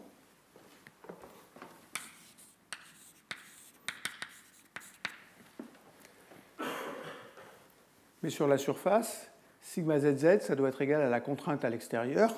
Alors j'ai dessiné ça de façon très très tordue, mais la surface elle est presque plate, bien sûr. Donc ça veut dire que sigma zz égale 0 partout, parce que la pression à l'extérieur, je vais prendre ça comme état de référence. Donc j'ai sigma zz égale 0. Alors sigma zz, c'est comme sigma xx, hein, c'est 2 états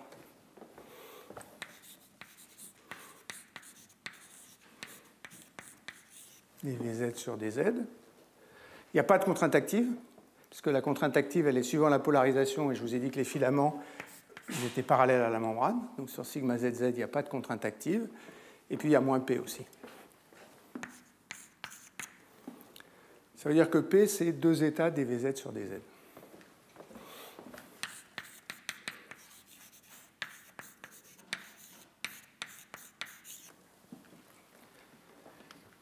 Et dvz sur dz, je vais pouvoir l'exprimer en fonction de dvx sur dx en fonction de ça.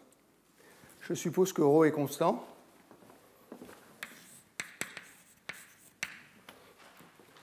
Ce terme-là donne 0. Le ρ va se simplifier ici, le ρ va se simplifier ici. Alors j'ai oublié le ρ là. Donc ρ apparaîtra plus, donc j'ai divergence de V.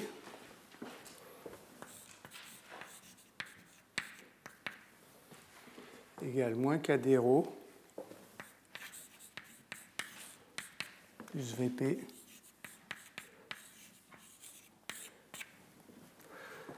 ça veut dire que dvz sur dz,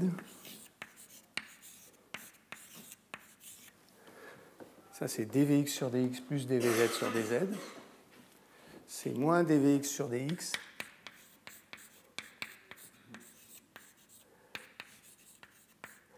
moins kd ρ moins kd plus vp delta de z.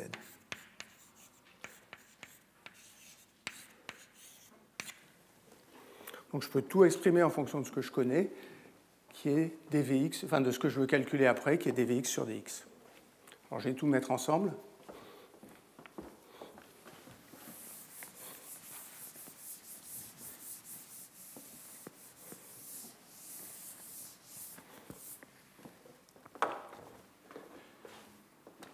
Donc ça veut dire que P, c'est 2 états dvz sur dz.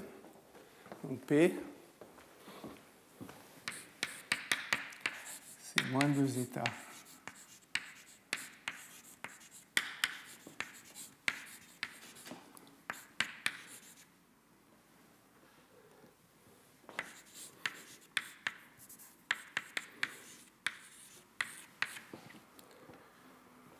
Ensuite, je vais reporter ça dans l'expression de sigma xx. Et puis, je vais calculer la moyenne. Donc, je vais calculer sigma xx bar 1 sur h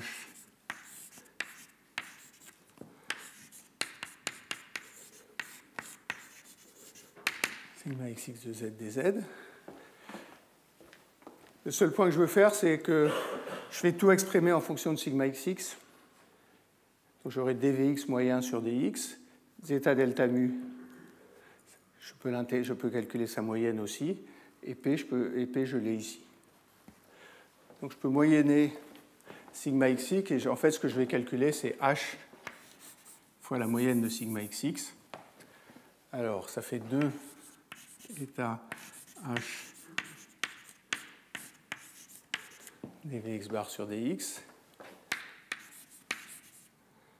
moins 2 kd état fois h, plus 2 kd, plus 2 vp h, moins h, zeta delta u. Ça, c'est la force qui s'exerce sur la partie qui est là. Et je sais que cette force, elle est telle que d sur dx de h sigma xx moins fm est égal à 0. Alors, ce que je vais discuter avant de m'arrêter, c'est qu'est-ce qui se passe si la couche corticale est homogène.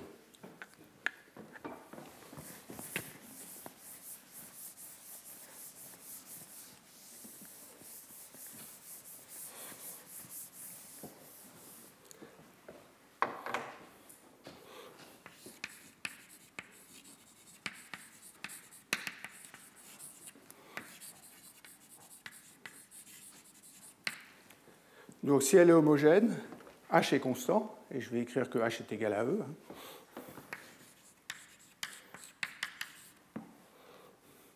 Si elle est homogène, il n'y aura pas de gradient de contrainte active, donc il n'y aura pas de vitesse, donc Vx moyen est égal à 0.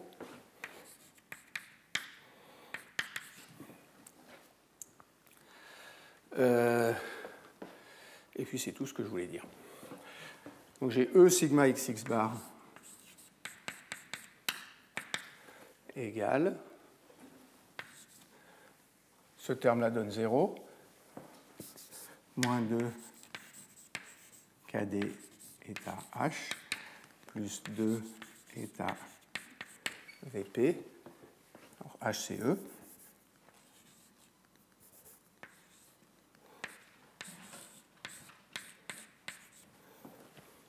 moins zeta delta mu fois E. Donc voilà la force qui s'exerce sur chaque tranche ici. Je peux reprendre mon bilan des masses.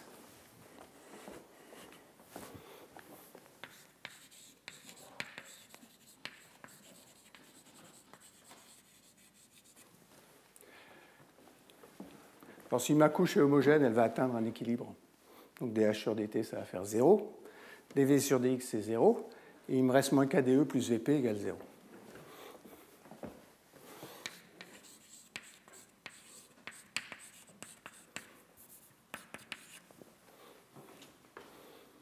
Alors, ça me donne l'épaisseur de la couche corticale.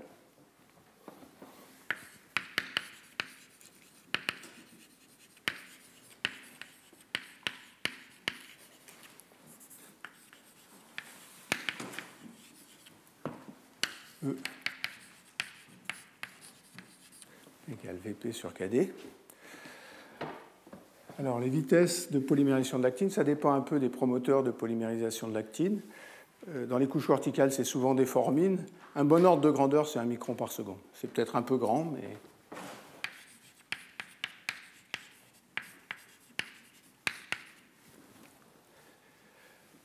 Il y a Kd ici. L'ordre de grandeur, c'est Kd, c'est 1 seconde moins 1, un truc comme ça.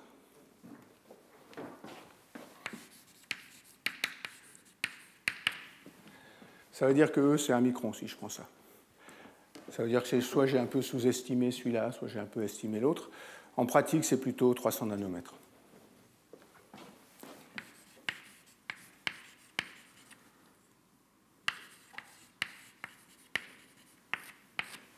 Enfin, comme j'ai fait ça très très à la louche.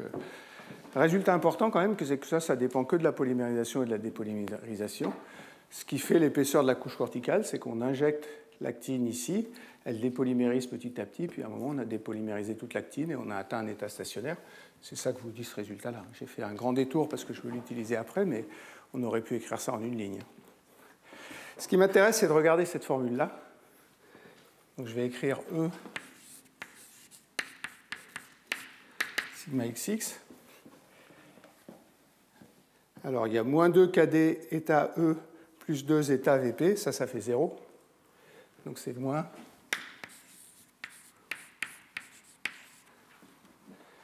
Et puis je vous ai dit tout à l'heure que sigma ZZ, ce que j'ai envie de calculer, c'est la tension de la couche corticale. Alors, en mécanique, la tension de la couche corticale, on la calcule si on connaît la contrainte dans la direction XX et la contrainte dans la direction ZZ. La tension,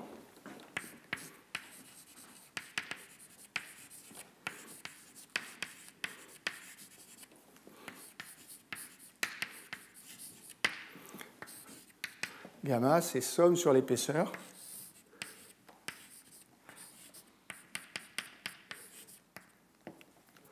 Sigma XX moins sigma ZZ dz. Sigma ZZ, c'est 0. Somme de 0H de sigma XX dx, c'est E fois sigma XX. Donc c'est juste ce qui est là, et ça fait moins zeta delta mu fois E. Donc il y a une tension de la couche corticale.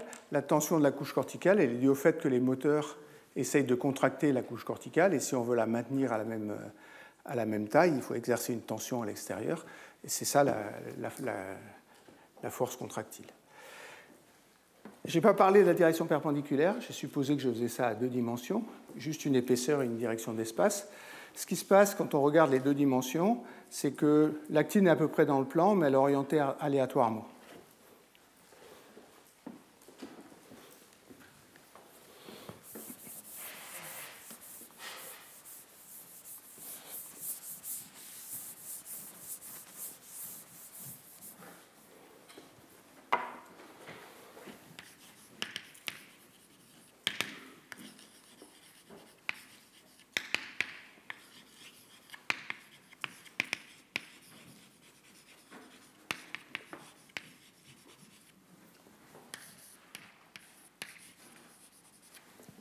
Alors, je ne vais pas vous faire des grands discours sur comment on passe d'une dimension à 2 dimensions.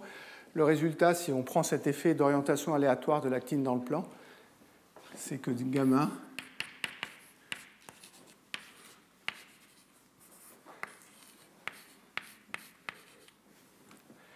la raison, c'est que si vous regardez sigma xx, c'est px carré fois zeta delta mu.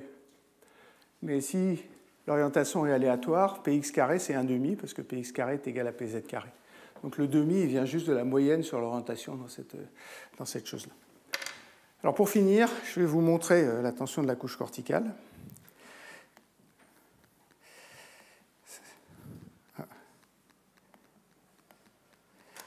Non, je ne vous montre pas la tension. Si, elle est là.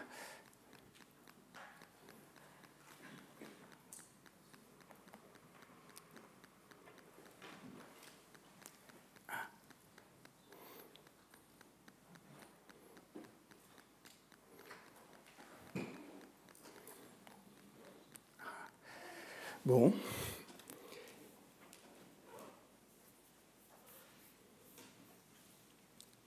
Je vous montrerai la tension de la couche corticale la semaine prochaine, parce que l'informatique ne veut pas faire marcher mon fil. Je m'arrête là. Je vous montrerai la tension de la couche corticale la semaine prochaine. Ce que je veux regarder au début du cours de la semaine prochaine, c'est quand est-ce que la couche corticale est stable et quand est-ce qu'elle est instable, et quand est-ce qu'il y a des écoulements dans la couche corticale. C'est ça les choses qui m'intéressent après pour discuter la motilité. S'il y a des questions, je suis prêt à les prendre. Je ne l'ai pas dit au début, 2 choses. J'ai mis mes notes sur le site web. Et d'autre part, si vous voulez poser des questions, posez-les. Moi, je suis très, très heureux de répondre à des questions. Je n'ai pas de limitation là-dessus, et je pense que c'est bien mieux qu'on arrive à instaurer un dialogue. Voilà, je vous remercie. Et donc à bientôt.